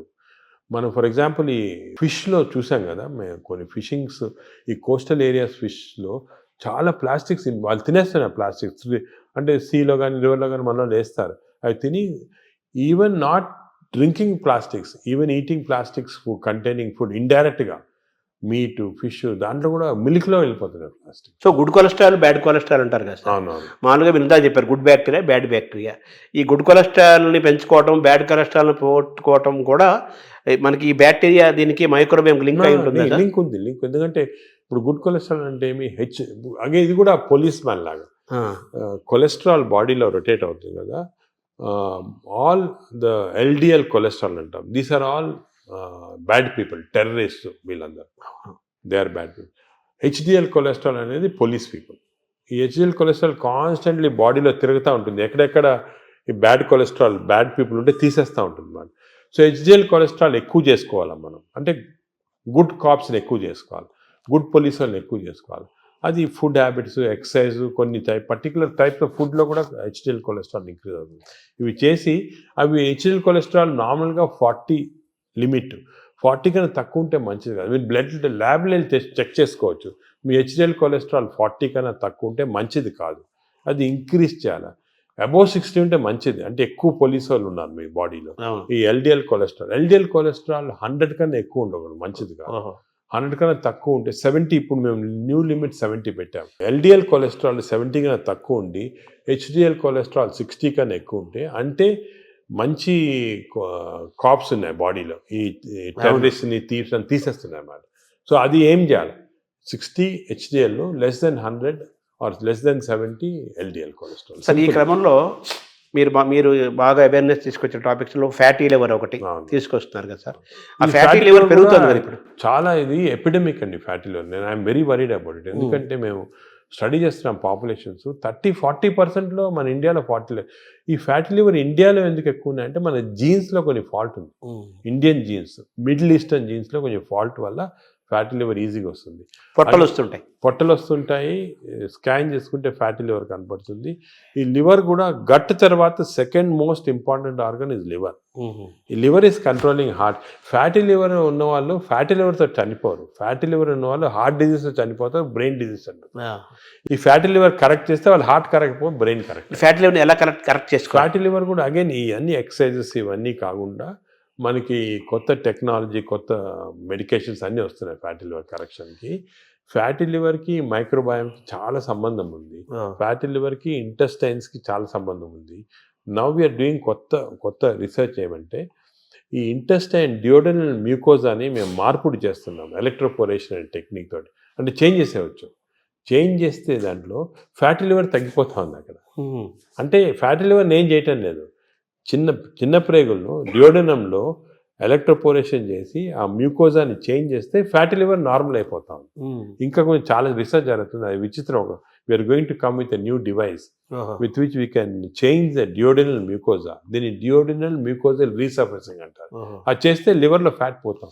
తర్వాత ఇప్పుడు ఈ క్యాన్సర్ పెరుగుతోంది, దాని మీద కూడా మీరు రీసెర్చ్ చేస్తున్నారు. అలాగే ఈ షుగర్ను కూడా మనం రివర్స్ చేయొచ్చు అని కూడా దాని రీసెర్చ్ చేస్తున్నారు. వేరే సబ్జెక్ట్ లేదు, వేరే దాని. ఇప్పుడు మనం చేస్తున్న ప్రధానమైన రీసెర్చ్ ఏంటి సార్ ప్రస్తుతం? అంటే ఇవన్నీ ఏరియాలో మేము మామూలుగా మెటబాలిక్ హెల్త్ పైన చేస్తున్నాం ఎక్కువ. మెటబాలిక్ హెల్త్ అంటే ఇవన్నీ fatty liver, obesity, diabetes, heart disease, sugar, BP ఇవన్నీ కూడా కొలెస్ట్రాల్ అన్నీ మెటబాలిక్ హెల్త్ కింద వస్తుంది. దీనిపైన చాలా రీసెర్చ్ అంటే నేను చెప్పినట్టు ఒక రోజు మాట్లాడుకోవచ్చు మన రీసెర్చ్ అంతుంది. గురించి. మేమేం చేస్తున్నాం అంటే మా యానిమల్ ల్యాబ్, మా దగ్గర పెద్ద యానిమల్ ల్యాబ్ ఉంది. యానిమల్ ల్యాబ్లో రీసెర్చ్ చేసి హౌ టు ట్రాన్స్లేషనల్ రీసెర్చ్ అంటారు. We have India's largest translational research centre. ఇంకోటి ఏం చేసామంటే మేము నాట్ ఓన్లీ ఇక్కడ డాక్టర్స్ కాకుండా ఐఐటీలో ఉన్న ఇంజనీర్స్ని, అలా IIITలో ఉన్న ఆర్టిఫిషియల్ ఇంటెలిజెన్స్ ఇంజనీర్స్ని, అదేవిధంగా హైదరాబాద్ యూనివర్సిటీలో ఉన్న మైక్రోబయాలజిస్టులు అందరూ కూడా తీసుకొచ్చి కన్సోర్షియం లాక్ చేసి we are doing extensive research in this area. Because మేము చేసే రీసెర్చ్ ఇప్పుడు రేపు మీకు రాకపోయినా ఒక 4-5 yearsలో చాలా చేంజెస్ వస్తాయి. 4-5 years అంత తొందరగా వచ్చేస్తా. I'm aiming in 5 years time we should change this whole concept in metabolic health. ఈ రీసెర్చ్ వల్ల మన దేశంలోనే కొత్త ప్రోడక్ట్స్, కొత్త టెక్నిక్స్, కొత్త టెక్నాలజీ, కొత్త హెల్త్ సబ్స్టెన్సెస్, మేము చెప్పాం కొంచెం డెసికేటెడ్ స్టూల్ క్రాప్స్, ఇటువంటివన్నీ కూడా తీసుకొచ్చేస్తాం. ఐఎమ్ కాన్ఫిడెంట్ 5 yearsలో. ఇంకోటి ఏమంటే we are also trying to form a big consortium with other hospitals in the country. ఇప్పుడు ఆల్ ఇండియా ఇన్స్టిట్యూట్ ఉంది మెడికల్ సైన్సెస్ ఢిల్లీలో, అదేవిధంగా PGI చండీగఢ్లో ఉంది. ఇవన్నీ కూడా అందరం కూడా వీ షుడ్ కమ్ టుగెదర్. ఇప్పుడు this is the lesson we learn from western country. యుఎస్లో అనుకోండి మేయో క్లినిక్, క్లీవ్లాండ్ క్లినిక్, ఇవన్నీ కూడా కలిపి చేసి ఫాస్ట్గా వచ్చేస్తాయి రిజల్ట్. ఒకరొకరు చేయాలంటే 10-15 సంవత్సరాలు పడుతుంది. ఇంత మీరు ఒక మాట అన్నారు కదా సార్, ఈ జీన్స్ గురించి అన్నారు. మన జీన్స్ వల్లనే మనకి ఈ ఫ్యాటీ లివర్ పెరుగుతుంది, పొట్టలు అన్ని స్టడీ చేసి పెరుగుతుంది అంటున్నారు. మన ఇండియన్స్లో రివర్స్ చేయలేమా మనం? జీన్స్ రివర్స్ చేయలేం, కానీ జీన్స్ని PNPLR అని కొన్ని జీన్స్ ఉన్నాయి మన ఫ్యాటీ లివర్ వచ్చి, దాన్ని జీన్స్ని మార్పుడి చేయొచ్చు. కానీ అది చాలా జెనెటిక్ ఇంజనీరింగ్ అని చాలా వేరే డిఫరెంట్ సబ్జెక్టు. కానీ ఎపిజెనెటిక్స్ అని వచ్చింది. అవునవును. ఈ ఎపిజెనెటిక్స్ టెక్నిక్స్లో ఈ జీన్స్ని బ్లాక్ చేశారు. చెడ్డ జీన్స్ని మనం బ్లాక్ చేయొచ్చు. అవి కూడా చేస్తున్నాం. అంటే మనం డిఎన్ఏని చేంజ్ చేయటం అంటారా? దాన్ని డిఎన్ఏ చేంజ్ చేయలేం, కానీ డిఎన్ఏ ఎఫెక్ట్ని బ్లాక్ చేయొచ్చు. అంటే డిఎన్ఏ ఎలాగా డిఎన్ఏ బాడీలో ఉందనుకోండి, ఇట్ ప్రొడ్యూసెస్ ఆర్ఎన్ఏని ఇచ్చి ప్రోటీన్స్ వస్తాయి, పాత్వే. అలాగే మనకి అంత పాత్వే నార్మల్గా. సో మనం చెడ్డు డిఎన్ఏ ఉన్నా కూడా అది చెడ్డ ఆర్ఎన్ఏ కాకుండా బ్లాక్ చేయొచ్చు. సార్ ఈ క్రమంలో ఈ బ్యాక్టీరియా మేనేజ్మెంట్లో మనకు యోగా, సూర్య నమస్కారాలు, ధ్యానము, స్పిరిచువల్ థింకింగ్, కళలు ఇవన్నీ ఉన్నాయి కదా. అంటే స్పిరిచువల్ థింకింగ్ అంటే మెడిటేషన్ టైప్, బ్రెయిన్ అంటే management of brain management, various meditation అటువంటి చేయొచ్చు. అదేవిధంగా యోగా కూడా కొంతవరకు ఇట్ ఈస్ బెనిఫిషియల్ అని చాలా రీసెర్చ్ జరిగింది ఇట్లా. ఇవన్నీ ఎలాగంటే వీఆర్ మాడ్యులేటింగ్ అవర్ బ్రెయిన్లో ఉన్న కెమికల్స్ మాడ్యులేట్ చేస్తున్నాం. దాంతోపాటు గట్ బ్యాక్టీరియా ఇవన్నీ ఇప్పుడు యోగాలో చూసాము, అది కూడా రీసెర్చ్ చేస్తున్నాము. యోగా కన్సిస్టెంట్గా చేస్తే బ్యాక్టీరియా చేంజ్ అయిపోతుంది. అవునా? So all these things are interconnected. So మీరు చెప్పినట్టు చాలా పెద్ద కన్సోర్షియం ఫామ్ చేసి we are doing lot of research. అంటే షుగర్ అనేది మనకి ఈ డయాబెటీస్ అనేది మోస్ట్ ఛాలెంజింగ్ గా ఉంది. అది కూడా మనం విల్ గెట్ ఆన్సర్స్. ఇవన్నీ కూడా part of the research will get good answers. So reverse చేసే అవకాశం మనకు ఉంది. అన్ని కూడా రివర్సిబుల్ అండి. షుగరే కాదు, ఈవెన్ హార్ట్ బ్లాక్స్, అదేవిధంగా బ్రెయిన్ ఇది డిమెన్షియా, న్యూరలాజికల్ ప్రోగ్రెషన్ అన్ని రివర్స్ చేసేయచ్చు. మనకి మెయిన్ రీసెర్చ్ ఏమంటే we have to work on this ప్రివెంటబుల్గా. ఒక్కసారి జబ్బు వచ్చిన తర్వాత బదులు మనము ప్రివెన్షన్, రివర్సిబిలిటీ అంటే వచ్చిన తర్వాత ఎలా మార్పు చేయాలి, దీనిపైన అంత కాన్సన్ట్రేషన్. ఈ ఒబెసిటీని తగ్గించడానికి, అలాగే ఈ షుగర్ డయాబెటీస్ని కంట్రోల్ చేయడానికి ఇంజెక్షన్స్ వచ్చాయి అంటున్నారు. ఇప్పుడు కొత్తగా GLP-1 అనలాగ్స్ అంటారు. అంటే మనకి నార్మల్గా బాడీలో స్మాల్ ఇంటెస్టైన్లో GLP-1 హార్మోన్స్ ప్రొడ్యూస్ అవుతాయి. అవి మన ఈ ఇంటెస్టైన్స్ మ్యూకోజా చెడిపోవటం వల్ల కానీ, బ్యాక్టీరియా వల్ల ప్రొడ్యూస్ అవుతుంది GLP-1. ఇవన్నీ పోతే ఆర్టిఫిషియల్గా ఈ GLP-1 ఇవ్వచ్చు. కానీ ఇది నా ప్రకారం చాలా తప్పు. ఇది ఈ ఆర్టిఫిషియల్ మంజోరం అని, ఒజంబిక్ అని ఇవన్నీ ప్రజలు లేటెస్ట్ వచ్చాయి. ఇప్పుడు మెడికల్ షాప్స్లో అమ్ముతున్నారు, తీసుకొని తప్పు చేయకూడదు. అది ఎందుకు అంటే ఈ GLP-1 మన బాడీలో న్యాచురల్గా ప్రొడ్యూస్ అవుతుంది. నేచర్కి ఎంత ప్రొడ్యూస్ చేయాలా, ఎక్కడ ఆపాలా, ఎక్కడ రివర్స్ చేయాలా, ఇవన్నీ నేచర్ తెలుసు. మనం మాట్లాడుకున్నాం కాబట్టి డయట్, మైక్రోబయాము, ఫిజికల్ ఎక్సర్సైజ్, స్లీప్ ఇవన్నీ నార్మల్గా ఇస్తే బాడీ న్యాచురల్గా ప్రొడ్యూస్ చేస్తుంది. ఇవన్నీ అబ్నార్మల్గా ఉంటే మనకి బయట నుంచి ఆర్టిఫిషియల్గా అవుతుంది. బట్ ఆర్టిఫిషియల్ మెడిసిన్స్ తోటి మనకి ఎంత లిమిట్, ఎంత తీసుకోవాలి, ఎప్పుడు ఆపాలి, ఇవన్నీ కరెక్ట్ తెలియదు. నేను చూసాను చాలామంది ఈ ఇంజెక్షన్స్ వాడుతున్నారు. ఇండియాలో వచ్చేసిన ఇంజెక్షన్ వచ్చేసింది, ఇండియాలో కూడా చీప్గా వచ్చేసింది. దీనివల్ల ఏం డేంజర్ అంటే వాడినప్పుడు 2-3 నెలలు 6 నెలలు బాగుంటుంది, వెయిట్ తగ్గుతాము, ఆకలి తగ్గిపోతుంది. కానీ దీనిలో చాలా ఎఫెక్ట్ బాడీ పైన ఉంది. నేను అది కూడా చూసి స్టడీ చేస్తున్నాము. బాడీలో ఈ ఇంటెస్టైన్ నరాలు చెడిపోతున్నాయి, మూమెంట్ పోతా ఉంది, ఇంటెస్టైన్ అసలు మూమెంటే చెడిపోయింది. అదేవిధంగా బోన్స్ అబ్జార్ప్షన్ పోయి బోన్స్ వీక్ అయిపోతున్నాయి, మజిల్స్ ఎట్రోఫీ అవుతున్నాయి. ఫేస్లో we got now what is called Ozempic face, అంటే ఫేస్ అంతా స్ట్రింక్ అయిపోతుంది. చూసుంటారు కొంతమంది సెలబ్రిటీలో ఫేస్ చేంజ్ అయిపోతుంది దీనివల్ల. సో ఇవన్నీ కూడా these effects are some time not reversible also. మన మెటాబాలిజం వ్యతిరేకంగా ఉన్నట్టే కదా, వ్యతిరేకంగా ఉన్నట్టే. న్యాచురల్ మెథడ్లో చేయకుండా ఇలా చేస్తే మంచిది కాదు. మై అడ్వైజ్ అసలు వాడద్దని, తప్పు ఇది. ఇవన్నీ all these injections, artificial methods వాడతాం తప్పు, మనం చేయకూడదు. న్యాచురల్ మెథడ్స్ అన్నీ ట్రై చేసి ఫెయిల్ అయిన తర్వాత అండర్ మెడికల్ సూపర్విజన్ ఒక 3-4 months వాడి ఎందుకు వాడతాం, రీసెట్టింగ్ అంటమాట. మెటబాలిజం రీసెట్ చేయడానికి వాడచ్చు. కానీ ఇయర్స్ టుగెదర్ ఇంజెక్షన్ తీసుకోవడం ఏంటంటే చాలా తప్పు. Shortcut methods they are not good. అసలు I advise public strongly don't use these injections.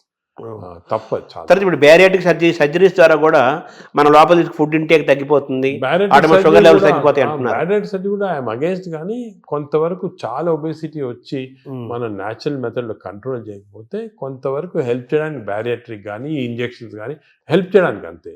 అందులో మన న్యాచురల్ మెకానిజం వచ్చేసారు.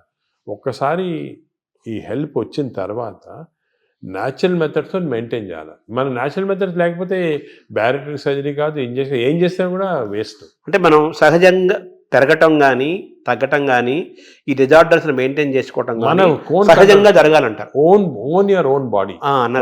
బాడీ అంటే మన బాడీని మనం ఓన్ చేయాలి, మన కంట్రోల్ చేసుకోవాలి. కానీ ఈ వేరే ఇంజెక్షన్స్ కంట్రోల్ డాక్టర్ చేస్తారు, నేను బ్యారియాట్రిక్ చేస్తారు అనేది తప్పు. అసలు మీ మేజర్ గోల్ ఏంటి సార్? అంటే మనకి మీరు పద్మవిభూషణ్ వచ్చింది మన ఇండియా వరకు, అది కాకుండా American association of society of gastroenterologist award కూడా హైయెస్ట్ అవార్డు ఈ గ్యాస్ట్రోఎంటరాలజీకి సంబంధించి. అలాగే సాంఘైలో జరిగిన దాంట్లో వరల్డ్ టాప్ దాంట్లో అవార్డు వచ్చింది. అది మీ ప్రొఫెషన్కి, మీ సబ్జెక్ట్కి అది డెఫినెట్గా హైయెస్ట్ అవార్డ్స్ అవి. నెక్స్ట్ నోబుల్, మన భారతదేశానికి నోబుల్ రాదా? అంటే ఇలా చేయటం వల్ల నోబుల్ అవుతాం, పని చేయడం వల్ల గుర్తింపు కోసం పనిచేయటం కాదు. అంటే ఈ గుర్తింపులన్నీ కూడా మనము మీరు చెప్పినట్టు గుర్తింపుల కోసం ఎవరు పనిచేయరు. ఈ నోబెల్ ప్రైజ్ కానీ గుర్తింపు రావడం, మనం పని చేస్తూ ఉంటే కొంతవరకు రికగ్నిషన్ వస్తుంది, వేరే ఆర్గనైజేషన్ రికగ్నైజ్ చేస్తారు. ఈ రికగ్నిషన్స్ కూడా నా ప్రకారం అది ఇంపార్టెంట్ కాదు. సరే ఇయర్ పద్మవిభూషణ్ వచ్చింది, మేము సంతోషపడతాము, ఓ రెండు సంవత్సరాలు మర్చిపోతాం. ఇంకేమైనా అడిగారనుకోండి వచ్చిందా, ఆయనకు వచ్చిందా అలాగంటారు. అంటే ఈ అవార్డ్స్ అన్ని కూడా ట్రాన్సియెంట్, జనం గుండెల్లో ఉండాలి. మనకు కాదు అసలు, మనం దీని గురించి కూడా ఇంపార్టెన్స్ ఇవ్వకూడదు. ఇవన్నీ టెంపరీగా ట్రాన్సియెంట్గా ఏదో recognition. But our goal should be మనం సొసైటీకి ఏం చేయొచ్చు, ఎలాగ మార్పిడి చేయొచ్చు. ఇండివిజువల్గా డాక్టర్స్ అందరూ కూడా మీరు అందరూ బాగా పనిచేసి దే హెల్ప్, చాలా మందికి పేషెంట్స్ హెల్ప్ చేస్తారు, లైఫ్ సేవింగ్ చేస్తారు, అన్నీ చేస్తారు. ఆ సాటిస్ఫాక్షన్ అనేది వస్తుంది అన్నమాట. అంటే ఈ ఏఏజీ యొక్క మీ యొక్క మేజర్ గోల్ ఏంటంటే, మాకు ఇప్పుడు పబ్లిక్ అంటే ప్రజల్లో హెల్త్ గురించి ఒక మార్పుడి రావచ్చు. It has to be done in ethical way, proper way. ఈ మోడర్న్ మెడిసిన్ ఒక విధంగా, అదే కాకుండా అంటే మోడర్న్ మెడిసిన్ అంటే ఏంటి సార్? అంటే ఇప్పుడు మోడర్న్ టెక్నాలజీ వచ్చాయి కదా, ఈ టెక్నాలజీతో మేము రోబోటిక్ సర్జరీ చేస్తున్నాం, ఈ సర్జరీ, ఇది ఒక ఆస్పెక్ట్. ఇదే కాకుండా general public health awareness తీసుకురావటము, natural మెథడ్లో హౌ పీపుల్ కెన్ బెనిఫిట్ అనేది, ఇవన్నీ కూడా ఒక ఎథికల్ వేలో చేయటము, ఇవి చాలా ముఖ్యమైన మా ఎయిమ్స్ మాట. అంటే వైద్యం అనేది అత్యంత ఖరీదైన అంశంగా మారిపోయింది కదా ఇప్పుడు. అది ఆ ఖరీదైన అంటే కొంతవరకు బికాస్ టెక్నాలజీ వల్ల దానివల్ల అవన్నీ ఉంటాయి, అది తీసేయండి. అది కూడా మేము మన ఓన్ టెక్నాలజీ తయారు చేయటం, దానికి ఇంజనీరింగ్ ఐఐటీస్ తోటి మేము చాలా చేస్తున్నాం. సో టెక్నాలజీ కాస్ట్ ఇప్పుడు ఇండియాలో ప్రస్తుతము $6 billion worth of medical equipment import చేస్తున్నాం. దాంట్లో 1.5 billion ఫ్రమ్ అమెరికా ఇట్సెల్ఫ్. ఈ ఇంపోర్ట్స్ ఎలా తగ్గించవచ్చు, ఎలాగ దీన్ని జీరోకి తీసుకురావాలా, ఇటువంటి అన్నీ ఒకే. సో మన టెక్నాలజీ చీప్లో వస్తే అదే సేమ్ థింగ్ విల్ ట్రాన్స్ఫర్. అంటే మనం ఇందాక ప్రారంభంలో మాట్లాడుకున్నట్టుగా మన ఫుడ్ హ్యాబిట్స్ మారడం వల్ల ఆ యూరోపియన్ బ్యాక్టీరియా నుంచి మన బ్యాక్టీరియా మనం తెచ్చుకోవాలి. న్యాచురల్ మెథడ్లు ఎలా చేయొచ్చు, పబ్లిక్ నేచర్ అంటే న్యాచురల్గా బాగా హెల్తీగా ఎలా ఉండొచ్చు. సో వెస్టర్న్ డిజీజెస్, వెస్టర్న్ ఇవి ఎలా ఇవన్నీ కూడా కాంప్రహెన్సివ్ హెల్త్ ఫర్ పీపుల్ అనేది మా ఎయిమ్. అంటే ఒక సింపుల్ సెంటెన్స్ చెప్పండి, హెల్త్ ఫర్ పీపుల్. ఇప్పుడు గ్యాస్ట్రోఎంటరాలజీ అనే సబ్జెక్ట్లో హాంకాంగ్ నెంబర్ 1గా ఉందా? గ్యాస్ట్రోఎంటరాలజీలో Hong Kong Prince of Wales hospital number 1 institute. చాలా దాని గురించి వాళ్ళు చాలా రీసెర్చ్ చేసి డెడికేటెడ్గా లాస్ట్ 50 yearsగా వర్క్ చేస్తున్నారు. అదే సో వాళ్ళతో మేము అసోసియేషన్ చేసి, ఫర్ ఎగ్జాంపుల్ అక్టోబర్లో Hong Kong Prince of Wales hospital, AG hospital India combined symposium చేసి అందరు డాక్టర్స్ని పిలిచాం ఇండియాలో. సో వాళ్ళు కూడా దే కెన్ లెర్న్ అక్కడ ఏం చేస్తున్నారు, మనం ఏం చేయొచ్చు, మనం అంటే ఇవన్నీ కూడా. ఇంకోటి ఏమంటే మెడిసిన్ ఇంపార్టెంట్, కాన్స్టెంట్గా వేరే వాళ్ళ చేత నేర్చుకోవాలి. మనమే గ్రేట్, మనమే పెద్ద ఎక్స్చేంజ్ వేరే వాళ్ళు ఏం చేస్తున్నారు, మనకన్నా ఏమైనా బెటర్ చేస్తున్నారు, అది మనం చేయొచ్చా, ఏ చేస్తే మనం ప్రజలకి బెనిఫిట్ వస్తుంది, అది ఎప్పుడు కాన్స్టెంట్ చూస్తూ ఉండాలి. చాలా అంటే ఈ గ్యాస్ట్రోఎంట్రాలజీలో ఫస్ట్, సెకండ్, థర్డ్గా తీసుకుంటే మన ఏజీ థర్డ్ ప్లేస్లో ఉందంటున్నారు కదా, సెకండ్ ప్లేస్ ఇంకేం తర్వాత హాంకాంగ్ మేయో క్లినిక్ ఉంది యునైటెడ్ స్టేట్స్లో. వాళ్ళు కూడా చాలా రీసెర్చ్ చేస్తున్నారు. వాళ్ళు వేరే టైప్ ఆఫ్, అది హై టెక్నాలజీ రీసెర్చ్ అంతా. హాంకాంగ్ వాళ్ళు ఇన్ బిట్వీన్ మనకేమంటే అవసరము ఈ ఫస్ట్, సెకండ్, థర్డ్ అది చూసుకోకుండా మన ప్రజలకి, అంటే మన ఇన్స్పిరేషన్ మన ప్రజలకి తక్కువ కాస్ట్లో ఏం చేయొచ్చు. ఇప్పుడు హాంకాంగ్లో ఏం చేస్తారు, మేయో క్లినిక్లో ఏం చేస్తున్నారు, అదేవిధంగా ఇటలీలో జెమిలీ హాస్పిటల్ ఉంది, వాళ్ళు కూడా 4th ప్లేస్లో ఉన్నారు, వాళ్ళే చేస్తారు. ఇవన్నీ కూడా మన దగ్గర అడాప్ట్ చేసి తక్కువ ఖర్చులో మన ప్రజలకి ఎలాగ బెనిఫిట్ చేయొచ్చు, how can we work for that అనేది మా డాక్టర్స్ అందరూ కూడా ఆ కల్చర్ ఒకటి వచ్చింది అన్నమాట. సో నెలకు ₹1,00,00,000 జీతాన్ని కూడా ఇవ్వడానికి 10 ఏళ్ల క్రితం మీకు అవకాశం వచ్చినా కానీ అవన్నీ వదులుకొని ఇక్కడే ఉంటున్నందుకు, ఏజెంట్ డెవలప్ చేస్తున్నందుకు మీరు తృప్తిగా ఉన్నారా? నాకైతే చాలా తృప్తి, సాటిస్ఫాక్షన్. ఎందుకంటే నాకు యూఎస్ఐలో ఆఫర్స్ వచ్చినప్పుడు అక్కడ ఒక జూయిష్ డాక్టర్ ఉండేవాడు. ఆయన చెప్పాడు, మీకు హార్వర్డ్లో బెస్ట్ హాస్పిటల్లో నీకు ఇంత పెద్ద ఉద్యోగం వస్తే ఎందుకు వద్దనుకోని ఇక్కడ వచ్చి. నేను అన్నాను, సార్ వచ్చి నెలకు ₹1,00,00,000 ఇస్తారు అది అన్నాడు. నేను వచ్చి లేదు వస్తే అని వచ్చిన తర్వాత ఇప్పుడు ఆయన వాళ్ళ స్టూడెంట్స్ని మన దగ్గర ట్రైనింగ్ పంపిస్తున్నాడు. హార్వర్డ్ ప్రొఫెసర్ ఈ sending his students for training to AG. ఆయన లెటర్ రాస్తాడు, నువ్వు చేసిన డిసిషన్ కరెక్ట్ డిసిషను, ఇన్ని 30 సంవత్సరాల క్రితము వద్దనుకొని వచ్చేయటం ఇక్కడ మంచిదైంది. ఎందుకంటే అల్టిమేట్గా ఇప్పుడు ఎవ్రీబడి హ్యాస్ ఎ లైఫ్, కానీ మనం ఎంత కాంట్రిబ్యూట్ చేస్తాం, మన వల్ల ఎంతమంది బెనిఫిట్ అయ్యారు, అది చాలా ఇంపార్టెంట్. మన ప్రజలు ఎంత బెనిఫిట్ అయ్యారు, మన దేశానికి మనం ఏం చేయగలం, మన నేలకి, మన భూమికి మనం ఏం చేయగలుగుతున్నాము, అది ముఖ్యం. అంటే వేరే వాళ్ళు బయటికి వెళ్ళి చేసిన వాళ్ళు I'm not finding fault, but మనకి ఇక్కడ ఆపర్చునిటీ, ఇప్పుడు మాకేమంటే ఆపర్చునిటీస్ వచ్చాయి, అందరికి రాకపోవచ్చు. లక్ అనేది ఆపర్చునిటీ వాళ్ళకి ఇది కూడా ఉంటుంది కదా.